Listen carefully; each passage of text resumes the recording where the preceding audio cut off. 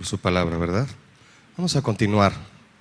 Si me acompañan ahí en el libro de Proverbios.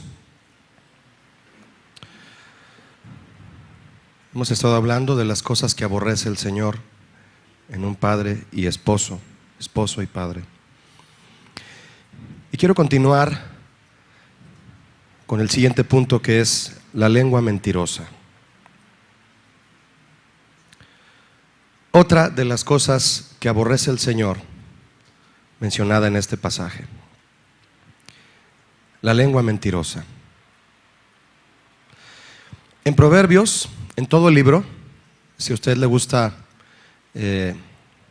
meterse a fondo en los libros de la palabra del Señor, el libro de Proverbios, en ese libro la lengua mentirosa o labios mentirosos es un tema muy frecuente, muy frecuente. El engaño y la falsedad son los valores de la lengua mentirosa. El hecho de que es un tema constante en Proverbios demuestra cómo la mentira es rechazada por el sabio. Proverbios es un libro, es el libro de las exhortaciones sabias de parte del Señor, y lo escribió un hombre sabio, Salomón. El sabio debe rechazar la mentira. La sabiduría y la mentira son totalmente opuestas, son como el agua y el aceite.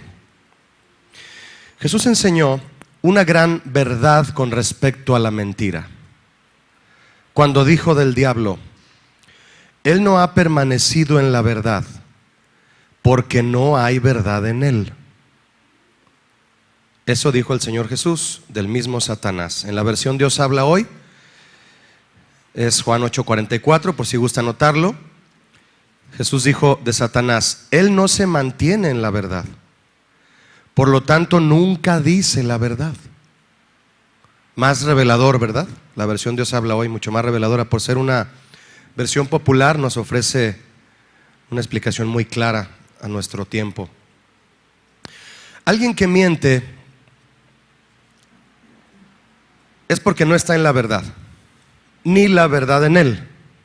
¿Nos queda claro, varones? Alguien que miente es porque la verdad no está en él y él no está en la verdad. Y si Jesús es la verdad, no es una verdad. Jesús no es una verdad, es la verdad. Entonces, de alguien que miente se podría dudar ampliamente que sea hijo de Dios, o que sea un cristiano de verdad. Y si no es hijo de Dios, entonces ¿de quién es hijo? ¿Me puede decir usted? Sí. Jesús les dijo a los fariseos: vosotros sois de vuestro padre el diablo, y los deseos de vuestro padre queréis hacer. ¿De quién son hijos los mentirosos? Del diablo. Mentir es una acción diabólica practicada por el diablo y sus hijos. En tiempos de Jesús fueron precisamente los fariseos quienes cometieron dos de los pecados que también Proverbios 6 menciona, los cuales son consecuencias de la lengua mentirosa. Están ahí en el proverbio que usted leyó conmigo. Estos dos pecados son los siguientes: son el testigo falso, que habla mentiras, y el que siembra discordia entre los hermanos. Estos dos pecados los fariseos los cometieron continuamente en su oposición a Jesús. Fueron testigos falsos de Jesús y sembraron discordia entre el pueblo.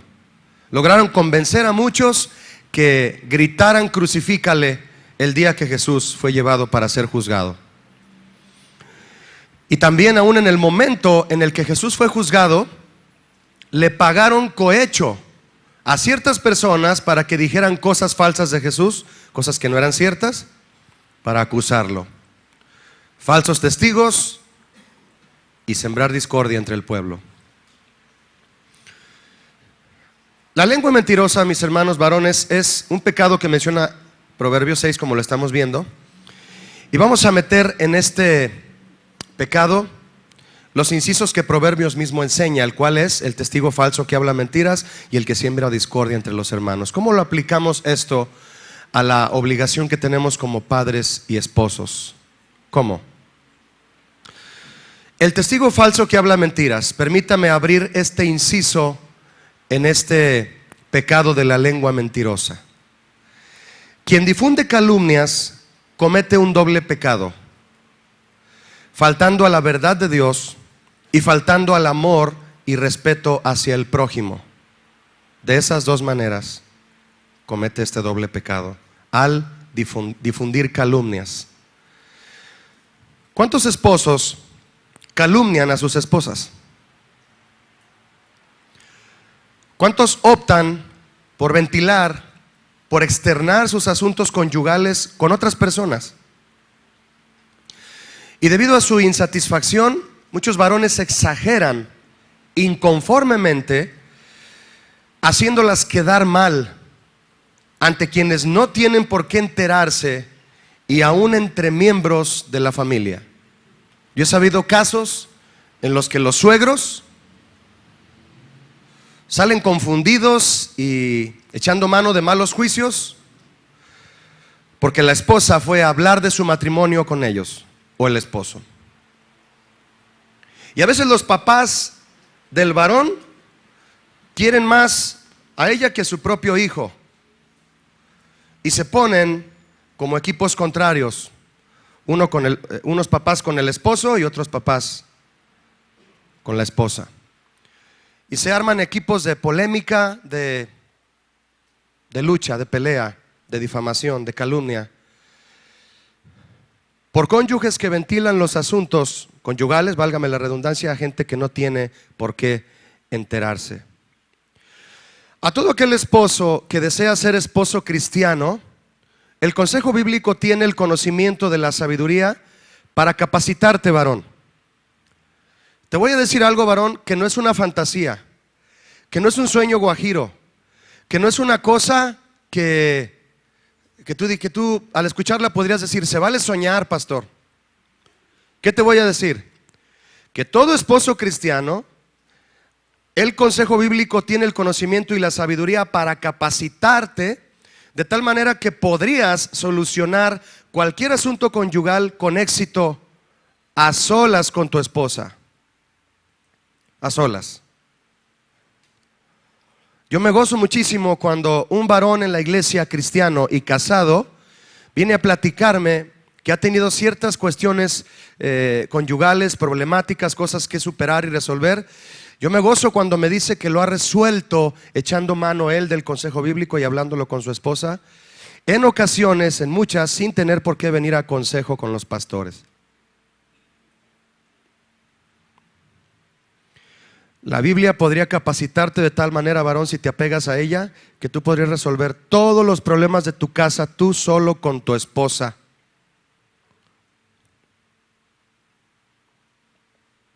Es una realidad. Es una realidad. No estoy diciendo que eches por la ventana la oportunidad o la posibilidad de venir y pedir consejo a los pastores. No, no es eso.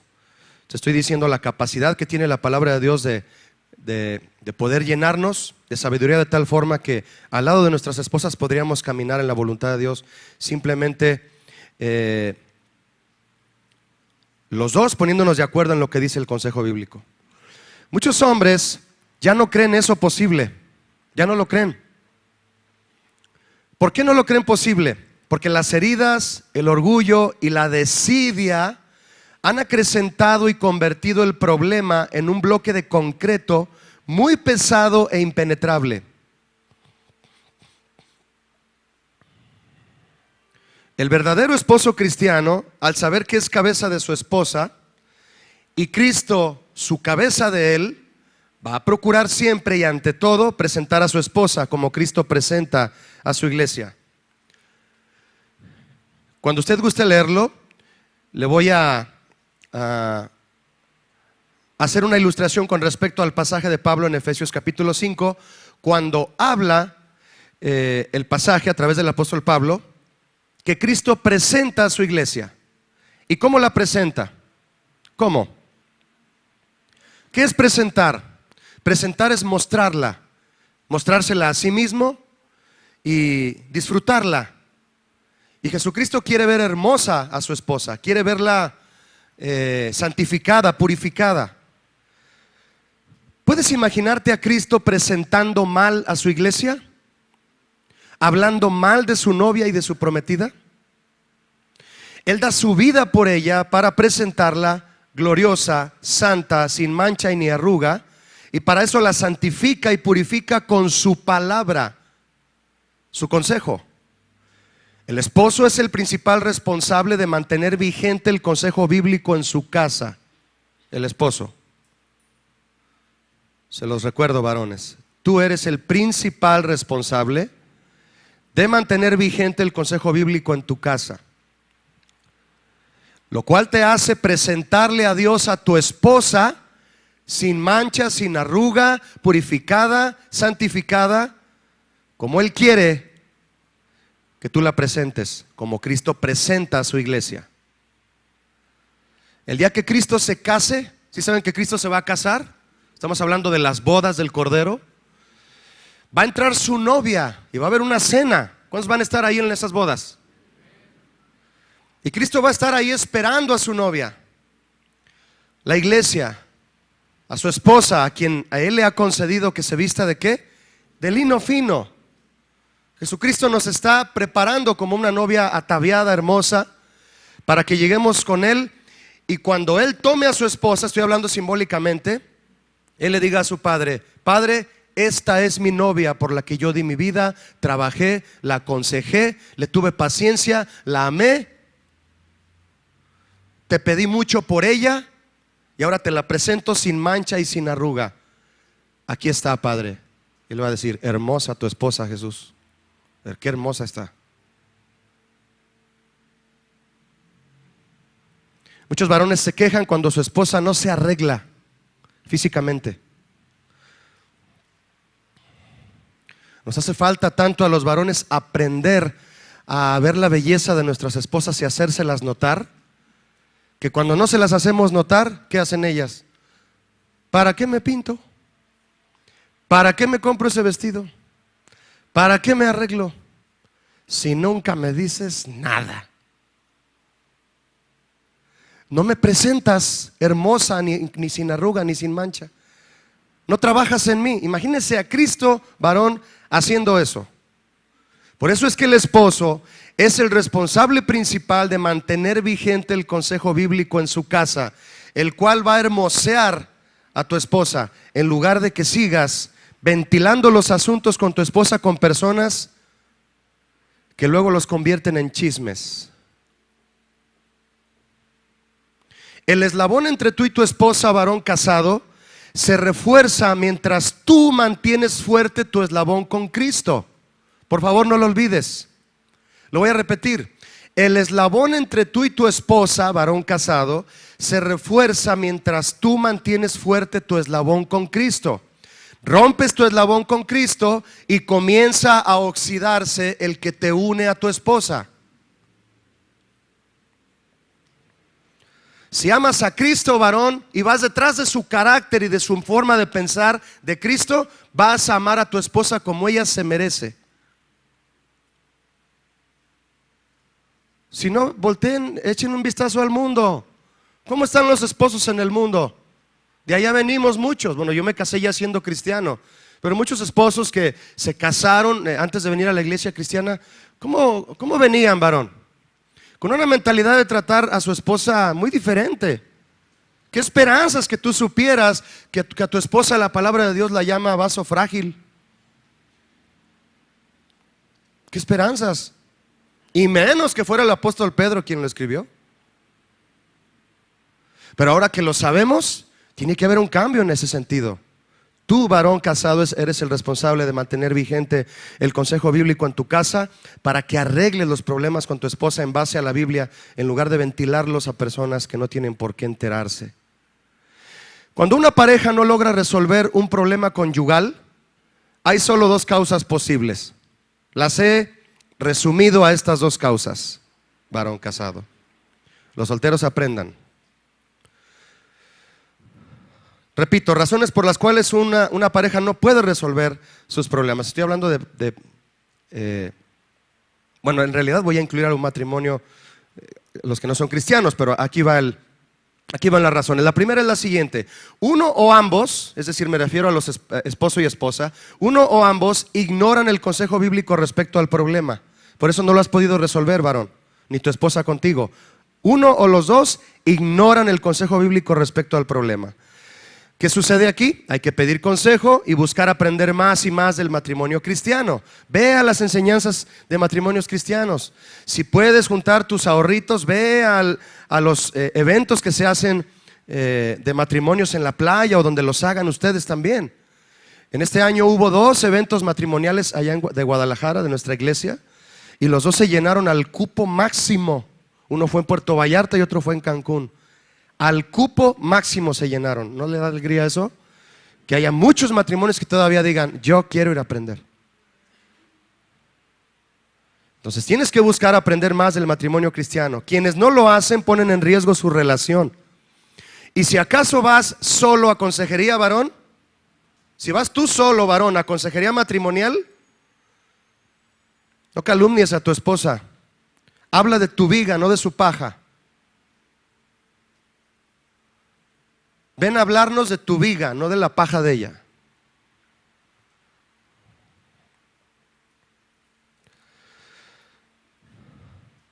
¿Saben por qué, varones? Y obviamente esto aplica también a las mujeres. ¿Saben por qué el consejo de Jesús está establecido de tal forma que cuando tú veas una falla en tu esposa, tú veas siempre la falla de tu esposa como una paja en su ojo y tus fallas como una viga en el tuyo? Y las mujeres, obviamente, aprovechando que aquí hay muchas mujeres casadas también, ¿sabes por qué, mi hermana, mujer casada? ¿Sabes por qué Jesucristo estableció que tú veas siempre tu propio error como una viga en tu ojo y el error de tu esposo como una paja? Una paja es así, una cosa delgadita, y una viga pues es una trave como esta. ¿Por qué? Tú podrías, varón, venir y decirme: ¿sabes qué, pastor? Yo te voy a decir algo, pero de verdad, sinceramente, pastor, la verdad, mis actitudes sí son una paja y las de mi esposa son una viga. Ya lo tengo bien comprobado. No, la verdad, pastor, te voy a ser sincero. Yo soy el de la paja y ella es la de la viga. ¿Sabes por qué tiene que ser siempre, aunque tú veas, varón, en tu esposa 10 errores y en ti veas 3? Porque siempre Cristo quiere que veas en ti una viga y en ella una paja, para que siempre te mantengas humilde ante ella. Siempre. Esa es la clave ahí. Pero pastor, las actitudes que tiene ella. A ver, ¿me vas a hablar de ella o de ti? De mí. Ah, pues háblame de tu viga. No, yo tengo una paja y es la de la viga. No, la tuya es viga.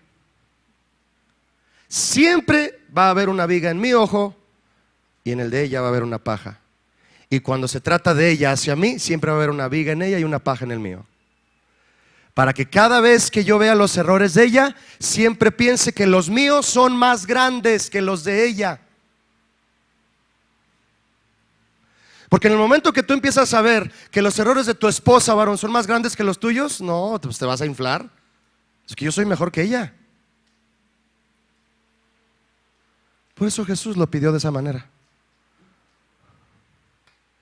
Cuando vayas a consejería tú solo, no calumnies a tu esposa.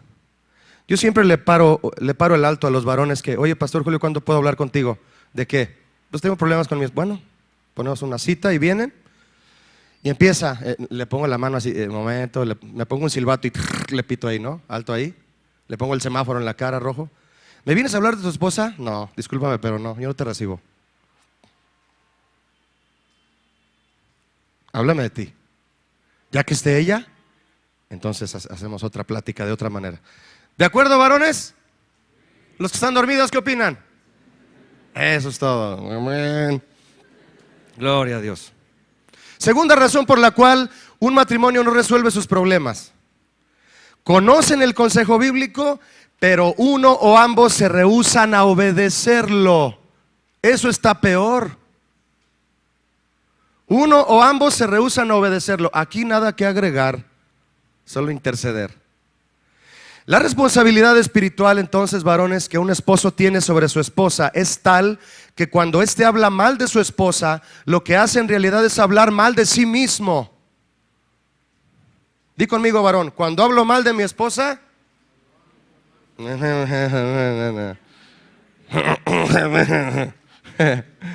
vamos a decirlo con el pensamiento, está bien, les doy chance. Cuando hablo mal de mi esposa, hablo mal de mí mismo.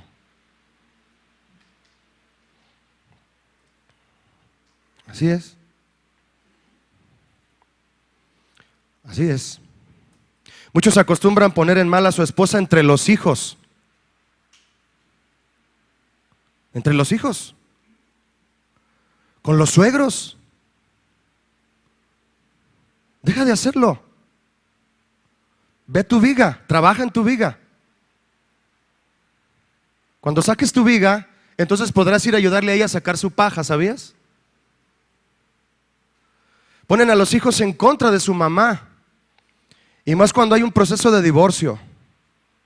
Cuidado con eso. Lo que hace en realidad es hablar mal de sí mismo cuando hace esto un esposo. Y cometen ese pecado entre sus familiares de sembrar discordia entre ellos, aborrecible por el Señor. Esta es otra extensión de la lengua mentirosa.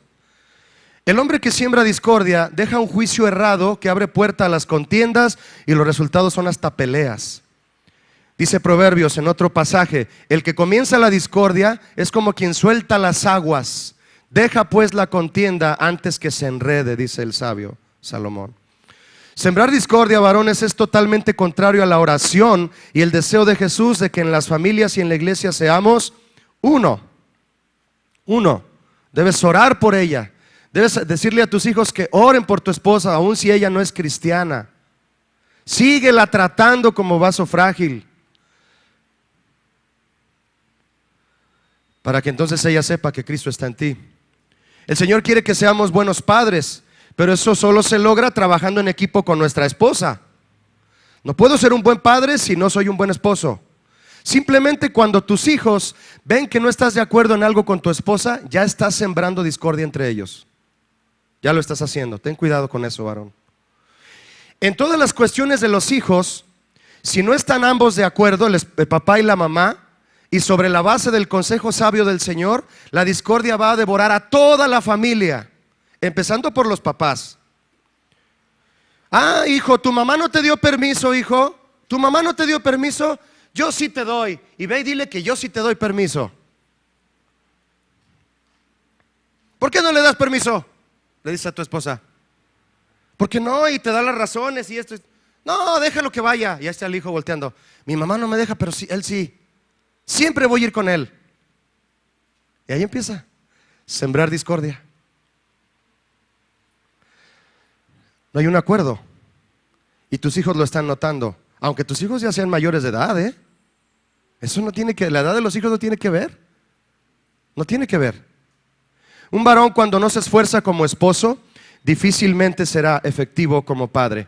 Miren, varones, tal vez tú puedas decirme que conoces a algún hombre, o tal vez tú estás aquí y me podrías decir, Julio, yo no me llevo bien con mi esposa, pero soy un excelente padre.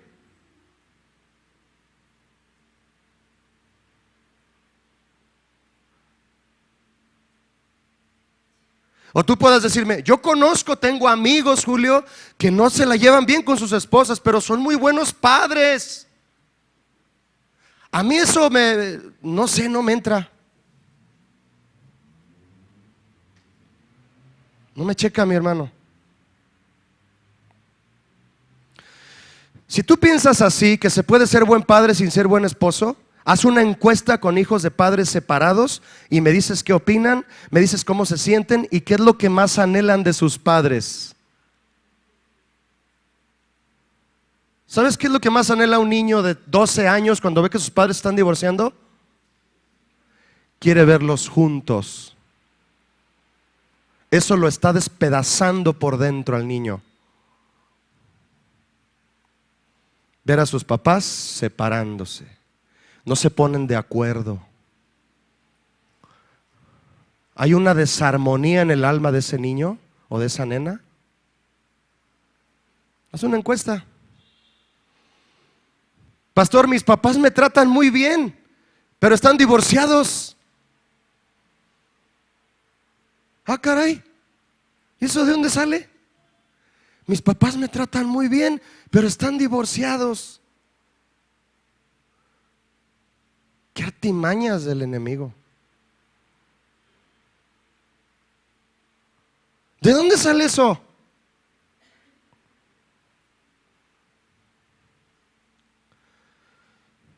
A mí me duele el corazón de un niño cuando está así. ¿A ti no?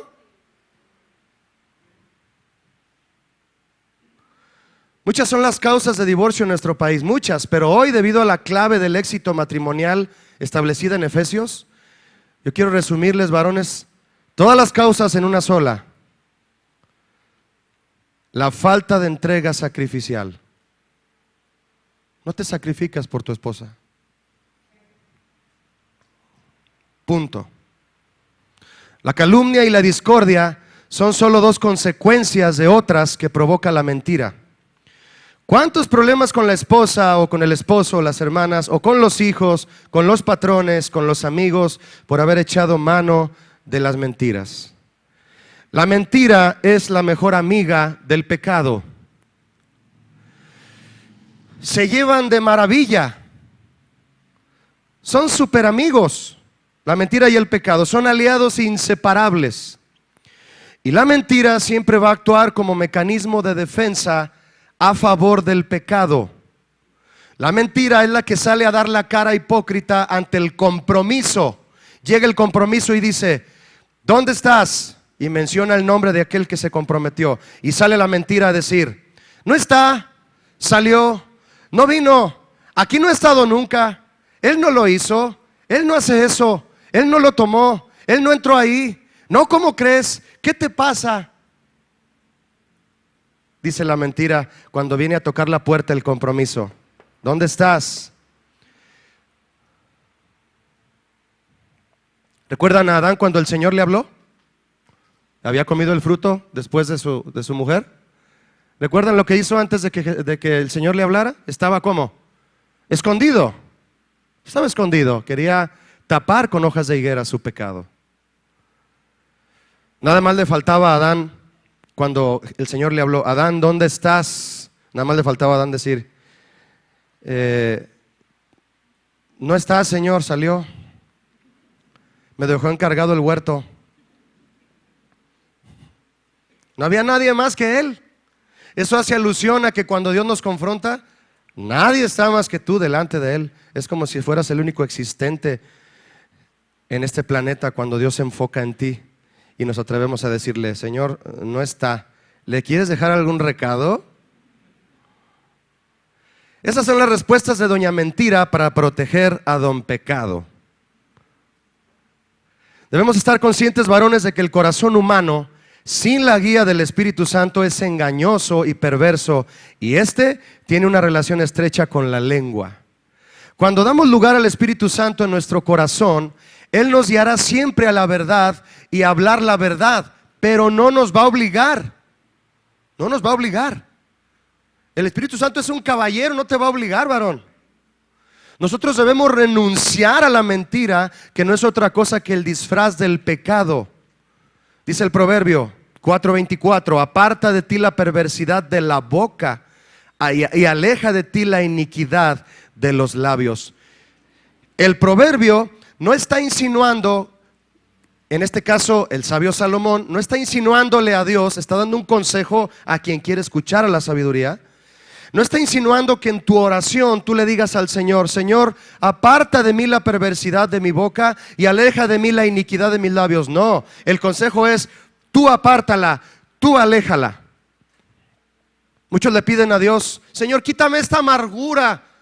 El Señor va a decirte desde arriba: quítatela tú. Efesios 4:31. Quítense de vosotros toda amargura. ¿Quién la debe de quitar, mis hermanos varones? Nosotros, exactamente. Respuesta perfecta, mi hermano, nosotros. La verdad pone delante de nosotros el camino recto y estrecho, pero la mentira siempre nos va a sugerir atajos torcidos y anchos, atractivos para la carne, ofreciéndole a esta y al pecado rapidez y comodidad para evadir el compromiso y dar rienda suelta a la concupiscencia. Cuán grande, varones, es el daño provocado por una mentira. Cuántas relaciones se han sido destruidas por una mentira. ¿Han oído hablar, varones, a los que les gustan los asuntos así de guerra, verdad? De las armas del ejército. No que vayas y te compres una, ¿verdad? No estoy hablando de eso. Simplemente conocer y saber, ¿no? A veces es muy interesante. Yo descubrí que hay unas minas en el ejército que se llaman las minas Claymore. Son unas minas pequeñitas, plásticas, de un explosivo plástico, usados como armas exclusivas del ejército, que contienen tan solo 680 gramos de explosivo. Aquí en México venden el famoso jabón Sote. Sí, todavía se usa, ¿verdad, hermanas? Ahí para quitarle a esa prenda las manchas que viva Fuerza Fría no puede quitarle. ¿Han visto un jabón Sote? Hagan de cuenta que eso es 680 gramos de C4 explosivo. Tiene una capacidad para destruir esos 680 gramos de explosivo. Se dispersan los gases explosivos y la onda explosiva a 8050 metros por segundo. Un cuadrito así de explosivo C4. Es tan destructiva que ni el acero resiste su fuerza. Tú pones a un lado de una viga un cuadro de una mina Claymore, el cuadro ahí pegado, y echa abajo la viga y destruye todo. Fíjese, mi hermano, lo que a la confianza le costó años construir, a la mentira le toma un minuto destruirlo.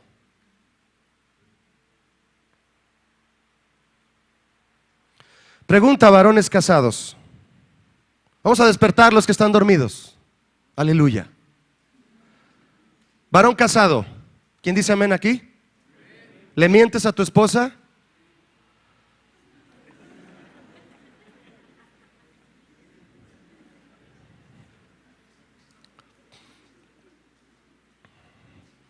Los que tienen a su esposa al lado se quedaron así como momias. ¿Ah?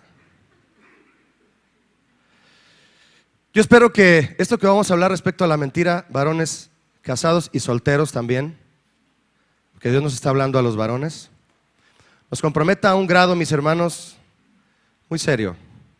¿Amén, varones? ¿Le mientes a tu esposa? No, ya no se vale responder. ¿Cuánto tiempo llevas haciéndolo?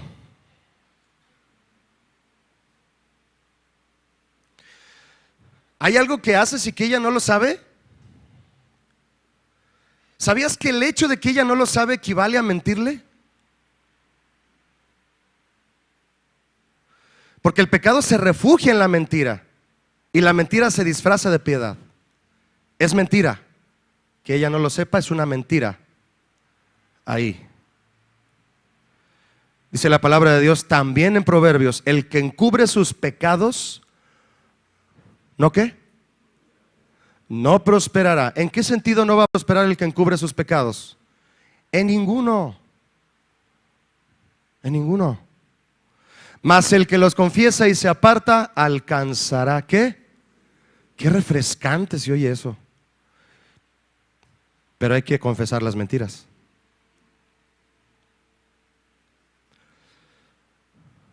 El que encubre sus pecados, alguien que sabe que aquella acción que realiza muy seguido es pecado, ¿por qué no se detiene de hacerlo y por qué lo sigue encubriendo? ¿Por qué?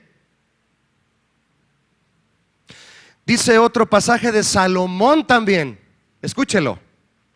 Por cuanto no se ejecuta luego sentencia sobre la mala obra, el corazón de los hijos de los hombres está en ellos dispuesto para hacer el mal. Es decir, como no te castigan por lo que estás haciendo de inmediato, lo sigues haciendo. No me han atrapado, dice el niño de 5 años, no me han atrapado de agarrar las galletas que mi mamá me ha dicho que no agarre, así nada más. No me ha atrapado cuando las agarro y me las como, me las sigo comiendo. Eso dice Eclesiastés 8:11. Por cuanto no se aplica castigo, el hombre sigue haciéndolo, lo que hace mal. Grandioso pasaje, ¿no? La razón por la que el Señor no aplica aún disciplina sobre alguien que reincide en un mismo pecado, tú dices, no pasa nada, Julio. Bueno, la razón por la que Dios aún no disciplina es porque Él está esperando pacientemente que tú te arrepientas, pidas perdón y lo corrijas. Es decir, que te dejes caer sobre la piedra antes de que la piedra te caiga encima. Si te dejas caer sobre la piedra, puede que te golpees, te vas a golpear en tus planes, en tus proyectos, en todo. Dios te va a quebrantar y vas a decir, sí, Señor, me lo merezco. Pero si la piedra te cae encima, hay esposos que sus esposas les han pedido el divorcio por haberlos descubierto en una mentira y vienen llorando, varones. Vienen llorando. Como no ha habido disciplina, no lo corregimos. ¿Cuál pecador alcanzará misericordia? El que confiesa sus pecados y se aparta de ellos. Pero resulta que el pecador no se aparta de su pecado porque nadie lo ha descubierto. No hay disciplina, no hay castigo, por lo tanto no lo confiesa. Alcanzará misericordia el que confiesa sus pecados. Número 1, al Señor. ¿Cuántos han confesado sus pecados al Señor? Yo sí. ¿Hay alguien aquí que los haya confesado al Señor? Yo sí. Alguno de ustedes dirá, pero nada más a Él, pastor. La Biblia dice, si confesamos nuestros pecados, Él es fiel y justo. ¿Cuántos dan gracias a Jesús? Fiel y justo para perdonar nuestros pecados y limpiarnos de toda maldad. Toda. Últimamente el perdón de Dios está siendo tomado muy a la ligera por muchos creyentes, a tal grado que ya no se clama a Dios por su perdón, sino que una nueva modalidad del perdón, de Dios, está de moda y gobierna hoy en las mentes de muchos. Se llama PDA, perdón divino automático. ¿Ya tienes tu credencial de PDA? Se recarga cada vez que vienes a la iglesia.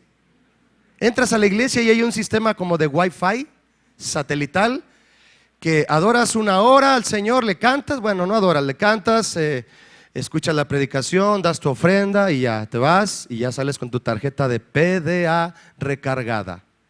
Perdón divino automático. No tengo por qué pedir perdón.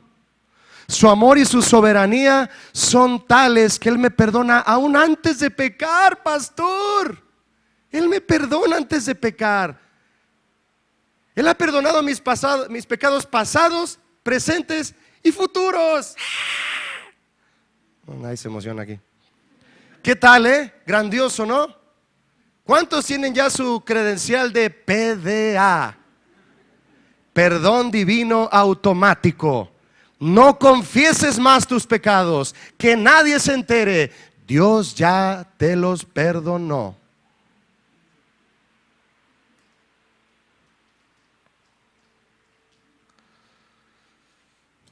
Diabólica, ¿no?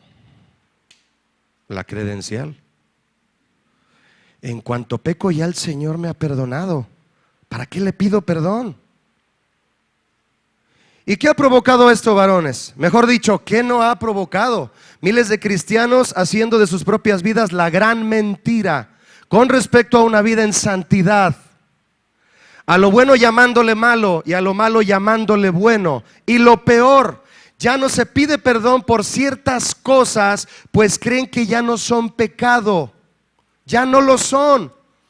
Y lo más peor aún, bueno, cuando es más peor se dice peor. Lo más peor aún es que van a la iglesia y sirven en algún ministerio sin abandonar aún ese pecado en sus vidas ocultas de mentira.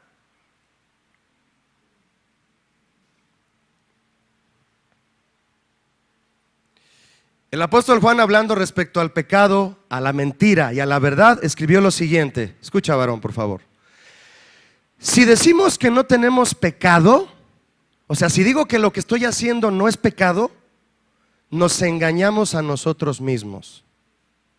Y la verdad, estamos hablando de la mentira, y la verdad no está en nosotros. ¿Quién no está en nosotros? Jesús.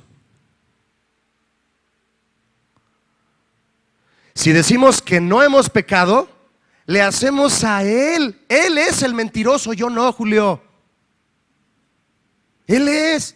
Es que la Biblia dice, fíjate, Julio, fíjate. Abre tu Biblia. Éxodo 20. No, tú no, escúchenme a mí. O sea, es el que está hablando conmigo, simbólicamente. Mira, Julio, abre tu Biblia, Julio. Así me dijo una vez un compañero de trabajo hace como 11 años. Abre tu Biblia, Julio. No más, 15 años, un trabajo secular. No vayan a creer que es alguien de ahí de la iglesia, ¿verdad? Abre tu, a ver, ve ahí tu celular. ¿Qué dice este pasaje? Y me llevó al pasaje donde dice: no desearás a la mujer de tu prójimo. Y yo volteé y lo vi y le hace. ¿Eso qué, Julio? ¿Qué estaba haciendo? ¿Quién me ayuda aquí? Burlándose del mandamiento. ¿Quién hace eso, Julio? No desearás a la mujer de tu prójimo. Por favor, Julio. Él es el mentiroso, yo no. Él es. O sea, lo que él dice que es pecado no es cierto, no hace daño. La maldad se está acrecentando, ¿verdad, Pastor José? Platicábamos ayer. La maldad se ha acrecentado tanto que por eso el amor de muchos se está enfriando. Se está metiendo como salitre. Y ya te invadió tanto que dices: ¿eso, Julio? Por favor, eso no es pecado. Llegas con un psicólogo a decirle, le dice la esposa, le dice: doctor, o como le quiera decir al psicólogo, mi esposo es adicto a la pornografía, doctor. Mire, señora, eso es algo muy normal entre los hombres. ¿Muy qué?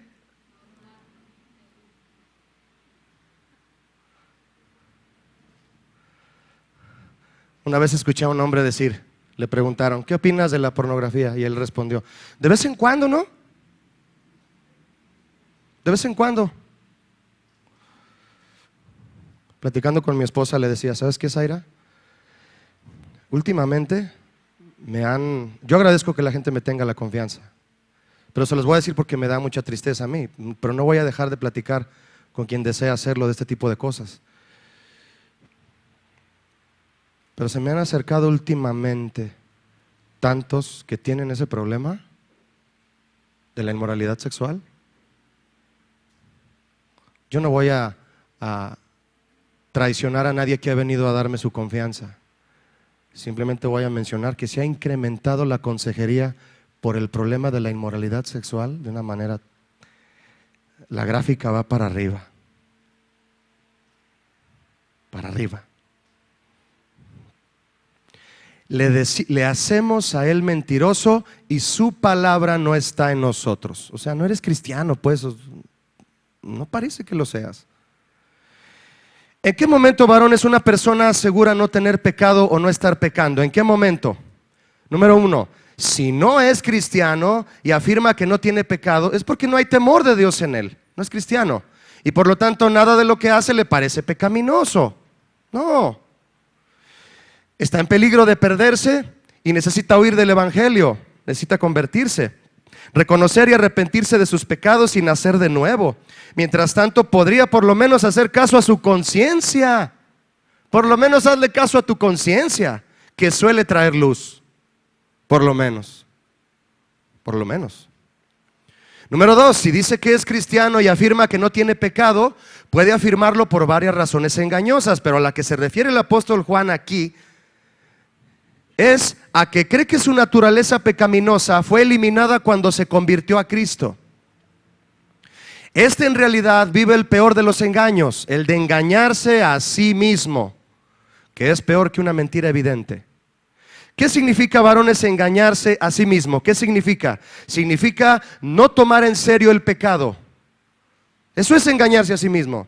Engañarse a sí mismo es cometer el pecado haciéndose el tonto. ¿Sí? No os hagáis, dice la Biblia. Haciéndose el tonto ante el peligro inminente de sus repercusiones. Eso es engañarse a sí mismo. O sea, no va a pasar nada si sigo pecando. Eso es engañarse a sí mismo. Engañarse a sí mismo es exigir que te llamen cristiano, pero sin la necesidad de confesar los pecados ni de arrepentirte. O sea, es creer que puedes comer chicharrón y dejar vivo al marrano.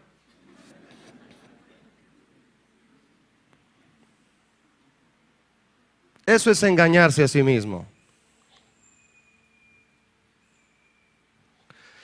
¿Sabes por qué el engañarse a sí mismo, varón, es el peor de los engaños? Porque nadie va a poder ayudarte a salir de ese engaño sino solo tú mismo. Solo tú. ¿Te estás autoengañando? Solo tú te puedes sacar de ahí, solo tú. Solo tú. Y para eso se necesita una seria determinación.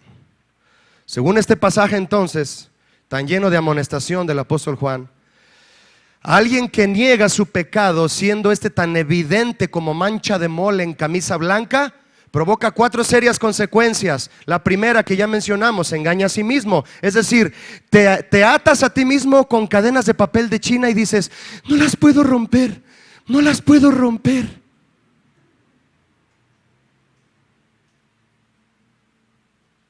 Te atas con cadenas de papel de China que tú hiciste así tejidas como en septiembre, así hasta con el color de la bandera y todo. Te atas y dices, es que no puedo salir de ese pecado, mi amor. Le dices a tu esposa, no lo puedo dejar, no puedo dejar de sonreírle a la secre. No puedo dejar. Discúlpame si soy un volado, pero a ti es a quien amo de verdad.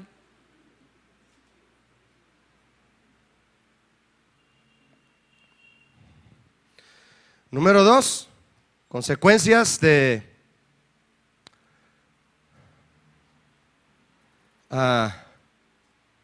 según este pasaje, de quien niega su pecado. Segunda consecuencia de quien niega su pecado, la verdad no está en él. Se convierte en una mentira caminando que pierde cada vez más credibilidad ante su cónyuge y de sus seres queridos.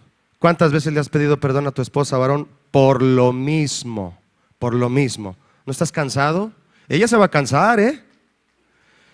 Y una mujer cuando se decide a decir adiós, bye, no la convences de lo contrario tan fácil, ¿eh?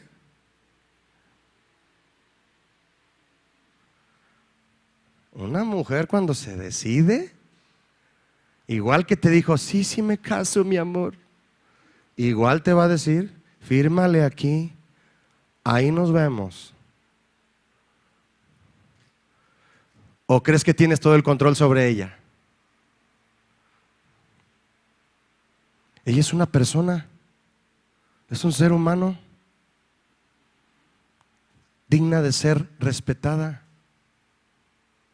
¿O no, varones? Así es. El que dice que no tiene pecado, la palabra de Dios no está en él.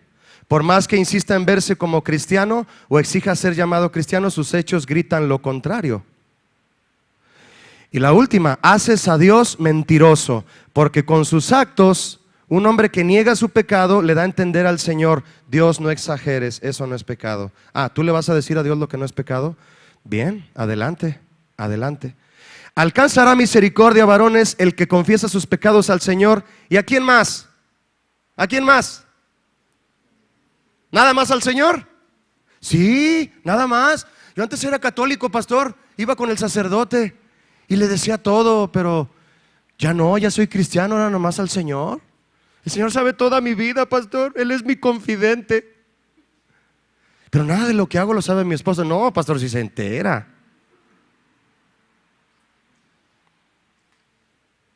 Si se entera tu esposa, ¿qué? Vas a seguir siendo un mentiroso y no te vas a ir al cielo. Punto. Alcanzará misericordia el que confiesa sus pecados al Señor, y a esa persona que te ama y a quien le harías un daño terrible si no lo haces. Dice la Biblia, Santiago escribió: confesaos vuestras ofensas unos a otros y orad unos por otros, escucha hermano, para que seáis sanados. Tu mentira le está abriendo una herida a tu esposa, varón, que para que después quieras cerrársela, quieras suturarle ahí, no te va a alcanzar el hilo. La oración eficaz del justo puede mucho. Varón, ahí les va otra pregunta. No respondan en voz alta, por favor. ¿Has orado alguna vez pidiendo perdón a Dios, varón, y sentir que Dios aún no te perdona?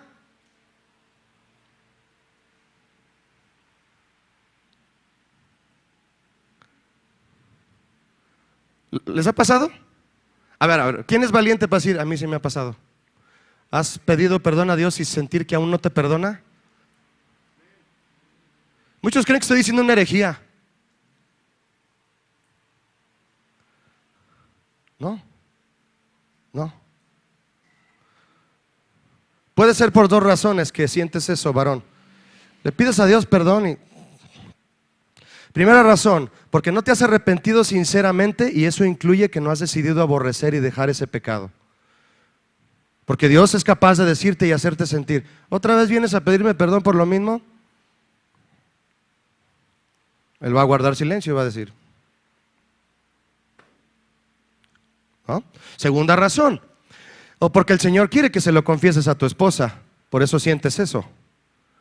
Y los varones solteros, díselo a tus padres, díselo a un hermano o a tu hermana, díselo a tu abuelo, a tu pariente, a quien te ama y desea una vida en santidad del Señor para ti. Díselo a tu novia.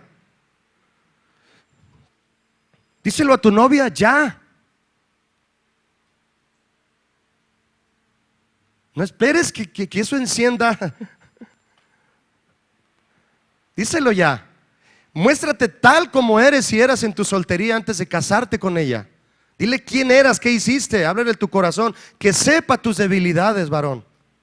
Que ella las sepa, para que te cuide.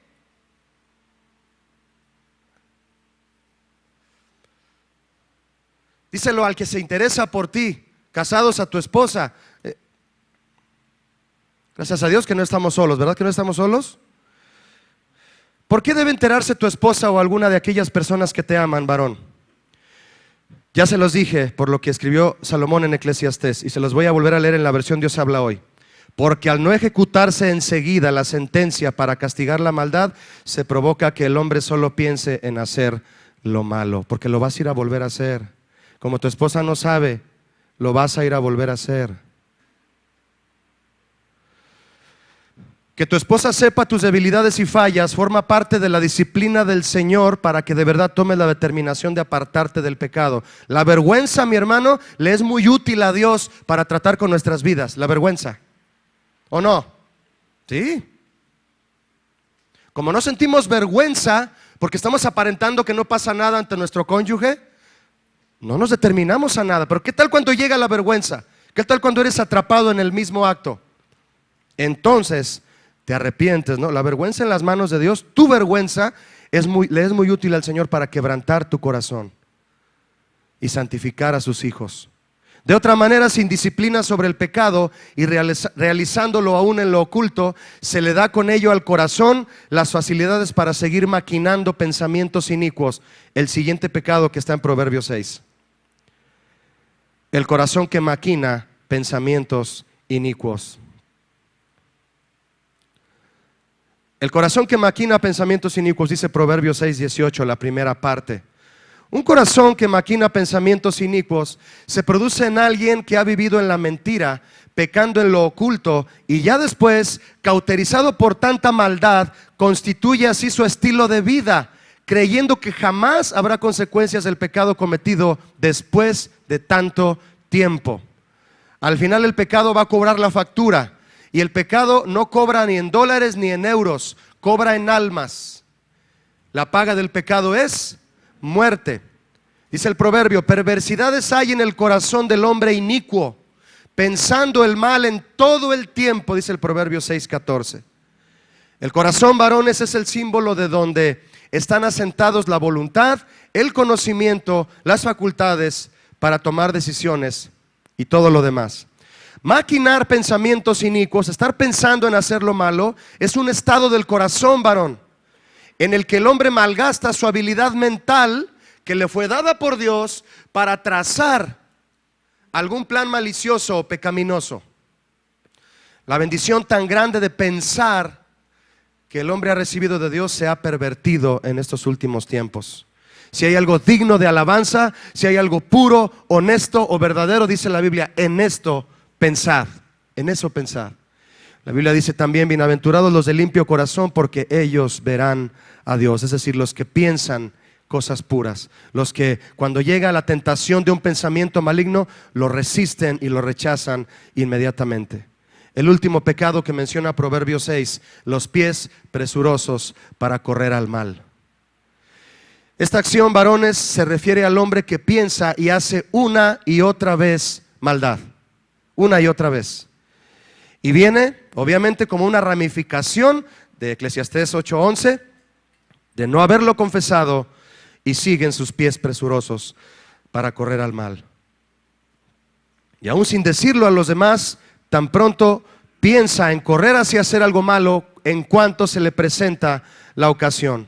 La Biblia nos da, mis hermanos varones, todas las razones para no pecar, todas. Y nos conviene apegarnos a todas ellas. Pero, ¿cuál pondrías tú en tu corazón como la más especial? Te voy a dar 3 razones por las que la Biblia dice que no debemos pecar. Porque la paga del pecado es muerte, lo hemos mencionado hace un momento. Primera razón para no pecar, varón: para que tus pies no sean pies presurosos para correr al mal, porque no queremos morir. No queremos morir. Segunda razón para no pecar, la Biblia dice: no hagáis esta cosa abominable que yo aborrezco. Segunda razón para no pecar, porque Dios aborrece el pecado. La primera es porque no quiero morir, la segunda es porque Dios aborrece el pecado. Pero hay una tercera, que es tomada del ejemplo de José, que le decía a la mujer, esposa de Potifar, diariamente: duerme conmigo, José, duerme conmigo, José. Ahí está la tentación de la inmoralidad sexual a diario. ¿Cada cuándo toca a la puerta la tentación de la inmoralidad sexual, varones? ¿Cada cuándo? A diario. A diario la mujer de Potifar llegaba con José y le decía: duerme conmigo, una y otra vez. Y cuando tú gustes leerlo, ahí en Génesis 39, en el verso 8, José contestó con una postura, ha de haber recargado la escoba ahí en el muro, se le paró frente a la mujer y le dijo: no quiero.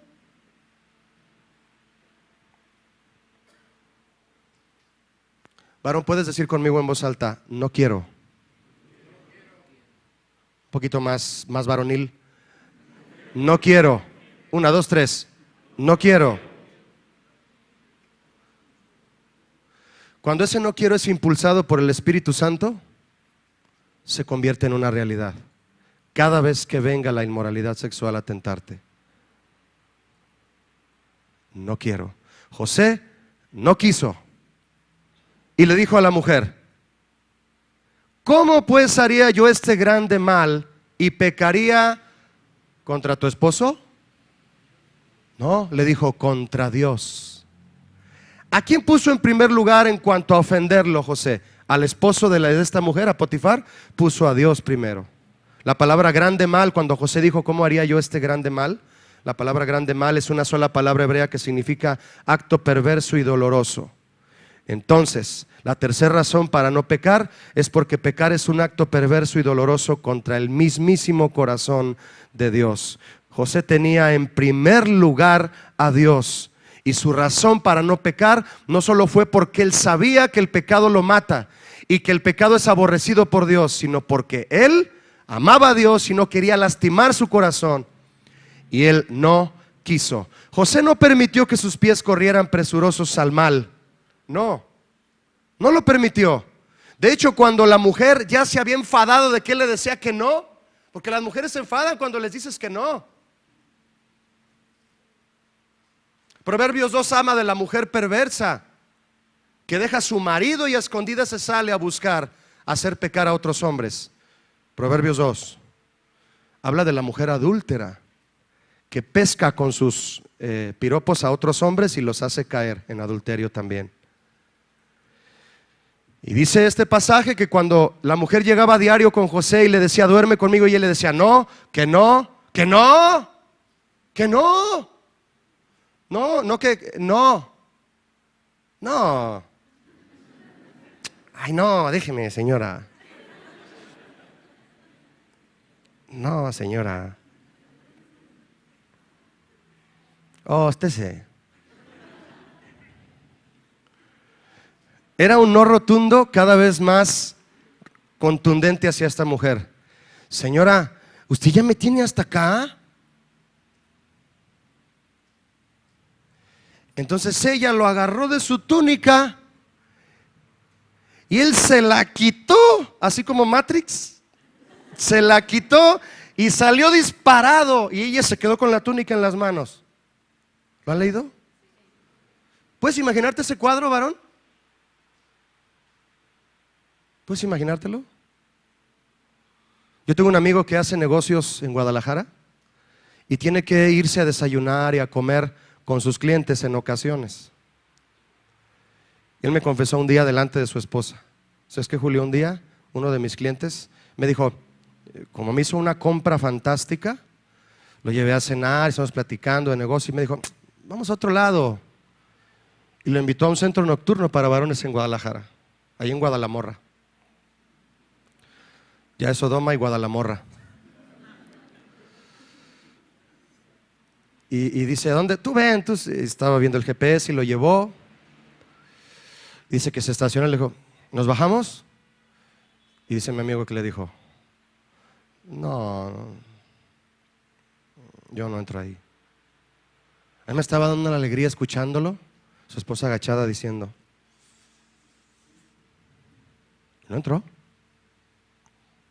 no quiso. José no quiso. Le dejó la ropa ahí a la esposa de Potifar, a esta vieja resbalosa. Los pies de José, obedientes a Dios, fueron usados para preservar la vida de toda su familia. Si José hubiera caído en pecado con la mujer de Potifar, hubiera hecho un desastre. No hubiera sido el gobernador de Egipto y no hubiera revelado el sueño de Faraón y se hubieran muerto muchos. ¿Te fijas, varón, lo que producimos cuando caemos en la tentación? Muchos detrás, habiendo caído en la tentación, vienen arrastrando detrás de nosotros nuestras consecuencias. Pero José tuvo hijos y recibió a su papá. Tú te sabes la historia, hermosísima historia, ¿o no? La de José. ¿Cómo es que puso la copa en la bolsa de uno de sus hermanos? Le echó la culpa a uno a ver cómo reaccionaban y luego ya les dijo, yo soy José, el que abandonaron. Yo soy. ¿Cómo que no estabas muerto? No, para preservación de vida me trajo Dios hasta aquí. Y si le hubiera dicho sí a esa vieja resbalosa, le hubiera echado todo a perder. Por una simple tentación le hubiera echado todo a perder. Todo. También a su familia. Hasta su papá llegó. Imagínate cuando llegó a abrazarlo. Yo he visto la película en dibujos animados, te sueltas llorando, ¿no? Cuando abraza a Jacob. ¿Estás vivo? Ya estaba Benjamín ahí, el más chiquito, ¿verdad? ¿Es mi hermano? Es tu hermano. Creímos que estaba muerto. Los pies de José no fueron pies presurosos para correr al mal, sino para preservar la vida de su familia y de muchos otros, inclusive egipcios. Hasta a los egipcios le cayó la bendición de la obediencia de José. ¿Puede usted creerlo, hermano? Fíjese nada más. Hasta allá llega cuando somos obedientes la bendición. Se esparce. Bendices a quien no te imaginas cuando tú eres obediente. A quien no te imaginas. Sansón, en cambio, apresuró sus pies hacia la tentación. Dalila lo sedujo y lo llevaron a quedarse, la tentación a través de ella, lo llevaron a quedarse ciego y pelón. Es decir, sin visión y sin fuerza. Muchos varones se encuentran así por haber cedido a una tentación. No tienen visión y no tienen fuerza. Ya no saben a dónde ir y ya no tienen fuerzas para seguir adelante. Por haber cedido a por un momento de placer, lo echaste todo a perder. Ambos fueron aprisionados. Después de haberle extirpado los ojos a Sansón y haberlo puesto a trabajar en una rueca ahí como prisionero, bueno, él fue aprisionado y también José. ¿Sí se recuerdan que calumniaron a José? Ella fue y le dijo a su esposo: me quiso violar. Así le dijo: me quiso violar tu siervo. Y el Potifar volteó y le dijo: a la cárcel. Ahí va José: Señor. Y Dios le habla y le dice: tú tranquilo, José, yo sé lo que hago. Sansón y José aprisionados. Pero dígame, de la prisión, ¿a dónde fue José? Al trono de Egipto. ¿Y de la prisión a dónde fue Sansón? Al panteón. ¿Hay memoria de Sansón hoy? Pero de José, ¿qué tal? Hermosa descendencia la de José. Varones, finalmente, el número 7 es un número perfecto. Es un número que simboliza en la Biblia la perfección. El número 7. 7. Y 7 son las cosas que abomina el Señor. Si el número 7 es perfecto, significa que el que comete estas cosas es perfectamente aborrecible por el Señor y abominable. Medítalo, varón. Orgullo, mentira, violento, mal pensado y mal pensante, desesperado hasta ir detrás de hechos vergonzosos, falso, que respiras mentiras y siempre estás buscando sembrar contienda entre los demás. Resumido, Proverbios 6, 16 al 19. Cuando Jesús vio a un hombre llamado Natanael que se le acercaba, Jesús dijo de él, yo creo que venía como a unos 100 metros a lo lejos de Jesús, caminando hacia Jesús, y Jesús levantó la voz. Yo creo que se puso de pie y dijo, ¿ven a ese muchacho que viene ahí? En él no hay engaño. He ahí un verdadero israelita en quien no hay engaño. ¿Qué mejor currículo, varones, que el que Jesús escriba de ti y de mí? ¿O no, varones? Los labios mentirosos son abominación a Jehová, pero lo esperar el que encubre sus pecados. En ninguno. Mas el que los confiesa y se aparta alcanzará, ¿qué? Qué refrescante se oye eso. Pero hay que confesar las mentiras.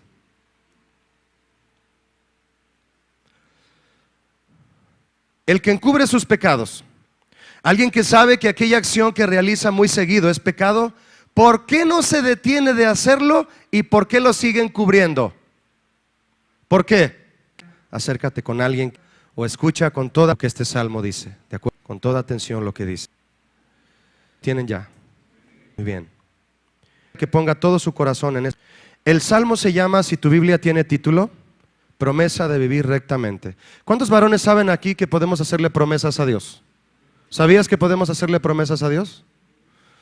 Hay quien te va a querer enseñar que tu corazón es un corazón depravado y tú no puedes prometerle nada a Dios bueno porque no puedes, no tienes la capacidad de comprometerte con Dios. No la tienes, no, sí la tenemos, porque nos dio libre albedrío para decidirnos por lo bueno.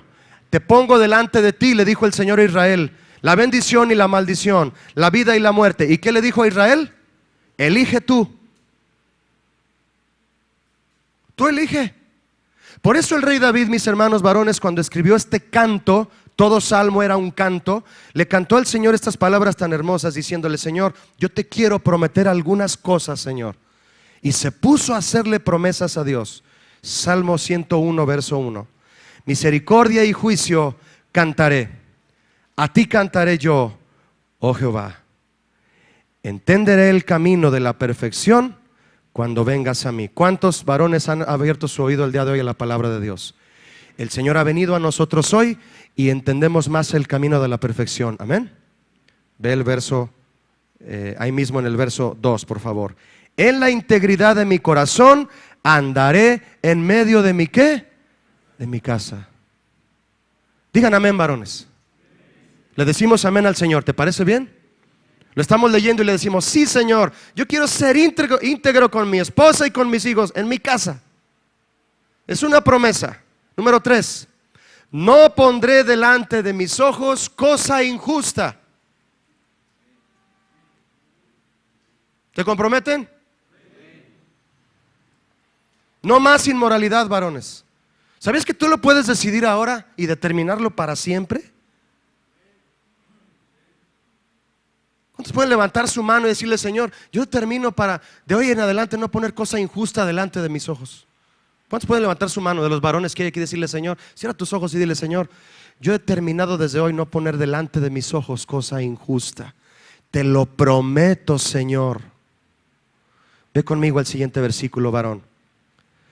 Está ahí en la segunda parte del verso 3. Aborrezco la obra de los que se desvían, ninguno de ellos se acercará a mí. Me voy a salir de ese chat, Señor, de amigos de la secundaria, de amigos de la prepa. Todos son unos paganos, no te quieren amar. Y yo estoy ahí viendo todos los memes que me mandan. ¿Por qué tenemos que estar ahí metidos? Llega Pedro a la casa de Cornelio y le dice, tú eres italiano, Cornelio, yo soy judío. Déjame de recordarte que yo no tengo absolutamente nada que hacer aquí. Ustedes no son hijos de la promesa, pero Dios me envió y para algo me envió, así que quiero que Dios me use. Y los bautizó a todos, a Cornelio y a sus empleados. Pedro no fue a la casa de Cornelio a que lo apagaran, invitándolo a comer pizza y cerveza y a ver el final del mundial. Pedro fue a encenderlos a todos. Si te vas a acercar, mi hermano, a un lugar donde el fuego del Espíritu Santo no está, que te acerques para encender a la gente, no para que te apaguen a ti. Venimos a la iglesia todos en un bloque de hielo porque hemos estado metidos en asuntos de pecado por tener amistad con personas que no tienen temor de Dios. Ya cierra ese muro en el Facebook, ya salte de ese chat del WhatsApp. ¿De qué te sirve recibir todos esos memes groseros y de doble sentido? ¿O no, varones? ¿Somos o no somos? Queremos ser. Fíjate la promesa de David. Aborrezco la obra de los que se desvían, ninguno de ellos se acercará a mí. 4, corazón perverso se apartará de mí, no conoceré al malvado. ¿Me vas a presentar a alguien? Le dices a un amigo, sí, pues que sea para compartirle del evangelio, si no, ni me lo presentes. No se puede de otra manera. 5, al que solapadamente infama a su prójimo, yo lo destruiré, es decir, lo sacaré de mi vida, es decir, no forma parte de mí ni la calumnia ni la traición. No sufriré al de ojos altaneros y de corazón vanidoso. David está renunciando, varones, a lo que sabe que lo había estado influenciando y estaba llevando a cabo mal su reino. Dijo, no, esto no está bien. Si todos los políticos pensaran así, ¿verdad? ¿Qué pasaría? ¿Te puedes imaginar? Si todos los políticos pusieran como visión y misión este salmo, que fueran promesas de campaña. Pero tú y yo podemos hacerlo una promesa de vida como siervos de Dios y varones del Altísimo. Amén, varones. Verso 6, mis ojos pondré en los fieles de la tierra. ¿Con quién te vas a juntar? Me voy a juntar con gente que ama al Señor, para que estén conmigo. El que anda en el camino de la perfección, este estará conmigo. Con ellos quiero reunirme, con ellos quiero estar. 7, no habitará dentro de mi casa el que hace fraude, el que habla mentiras, no se afirmará delante de mis ojos. Y verso 8, de mañana destruiré a todos los impíos de la tierra. Esto es profético del Señor, para exterminar de la ciudad de Jehová a todos los que hagan iniquidad. ¿Sabes cuál es la ciudad de Jehová simbólicamente hablando? Pon tu mano en tu corazón, varón. Esta es la ciudad de Jehová. Extermina de ahí todo lo que la está destruyendo. Por favor, vamos a cerrar nuestros ojos y vamos a dar gracias a Dios. Señor, en esta tarde ya nos hemos llenado de tu palabra. Por favor, una vez más, todo aquel varón que desee comprometerse con Dios, es un hermoso paso de fe el que tú y yo hacemos, varón, cuando nos ponemos de pie. Hazlo delante del Señor, ¿te parece? Pongámonos de pie y digámosle, Señor, esta tarde Qué contundente ha sido tu palabra, Señor. Levanta tu voz y tus manos si quieres, varón, y digámosle: Señor, esta tarde, arrepentidos y conscientes de lo que tu palabra demanda de nosotros, queremos hacer esta promesa. En el Salmo 50 dice: sacrifica a Dios alabanza y paga tus votos al Altísimo. Pagar tus votos es cumplir tus promesas. Tú y yo, varón, nos hemos comprometido el día de hoy a través de este salmo. Con la misma palabra de Dios le hemos dicho cuál es el deseo de nuestro corazón. Ahora vamos a pedirle la fuerza para cumplir, pero tú y yo vamos a poner delante de nuestro Señor todo nuestro corazón, todo nuestro deseo, todas nuestras intenciones, toda nuestra determinación para llevar a cabo las promesas que le hemos hecho. Gracias, Padre, en esta tarde por tu palabra que nos ha confrontado, nos ha llevado a este nivel de comprometernos contigo, Señor, de no estar permitiendo, Señor, que la inmoralidad, la ligereza, la flojera, todo eso, Señor, que va en contra de tu palabra, nos esté venciendo y nos esté empujando a seguir haciendo lo malo. Perdóname, Señor, en esta tarde nos arrepentimos delante de ti y confiamos en que todas estas promesas se harán una realidad por la fuerza que nos da tu Espíritu Santo. Pon tu mano en el hombro del varón que esté cerca de ti, varón. Ora por otro varón, por favor. Pon respetuosamente tu mano en el hombro del que esté cerca de ti y vamos a orar unos por otros. ¿Te parece? Señor, fuerza de tu Espíritu Santo para cada varón en esta reunión, para que él funcione como una cabeza sólida en su casa, sobre su esposa, sobre sus hijos. Úsalo, Señor, para que de hoy en adelante esta determinación de prometerte, de vivir para ti, se haga una realidad, Padre, en él. Gracias, Señor, por derramar en él tu Espíritu Santo, tu decisión, tu determinación, Padre, para que él cumpla lo que te ha prometido, Señor, porque se puede prometerte cosas. Somos hombres de pactos, Señor, porque tú eres un Dios de pactos. Queremos ser hombres de pactos también, de compromisos, que te decimos: Señor, queremos llegar a este nivel contigo, queremos caminar hacia la estatura del varón perfecto que es Jesucristo. Jesús, tómame de tu mano, yo quiero tomarme de ti con las dos manos e ir hacia adelante en todo esto que me has hablado. Como esposo, como padre, te doy gracias que me has dado este privilegio. Como hombre, como varón de mi casa, me comprometo contigo en el nombre de Cristo Jesús. Amén. Démosle un aplauso a Jesús, mis hermanos. Amén.